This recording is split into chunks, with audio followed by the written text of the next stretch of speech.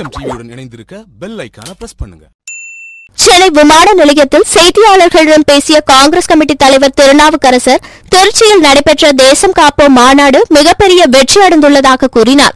மேலும் தேசத்தை காக்க பாஜக அரசை அகற்ற 14 சிறப்பு தீர்மானங்கள் நிறைவேற்றப்பட்டதை சுட்டிக்காட்டிய அவர், பிரியங்கா காந்திக்கு பதவி வழங்கப்பட்டுள்ள அறிவிப்பு பாஜகவுக்கு அச்சத்தை ஏற்படுத்தியுள்ளதாக தெரிவித்தார். தொடர்ந்து பேசிய திருநாவுக்கரசர், அரசு ஊழியர்களை அரசு அழைத்து பேசி சுமூக தீர்வு கண்டு போராட்டத்திற்கு முற்றுப்புள்ளி வைக்க வேண்டும் என வலியுறுத்தினார்.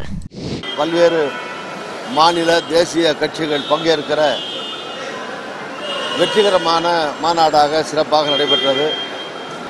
ஏராளமான ஏறக்குறைய 14 சிறப்பு தீர்மானங்களை விடுதலை சிறுத்தைகள் நிறைவேற்றியுள்ளது. எங்களுடைய ஆதரவை கலந்து கொண்ட எல்லா கட்சிகளும் அதற்கு தெரிவித்தோம். முதலமைச்சர் மேலே சொல்லியிருக்கிறாரு, கொள்ளையில் அவருக்கு சம்பந்தம் இருக்குன்னு சொல்லியிருக்காரு. முதலமைச்சர் பதவி விலகணும். ஜெயிலுக்குள்ள போனால் பெயிலில் வரதான் செய்வாங்க.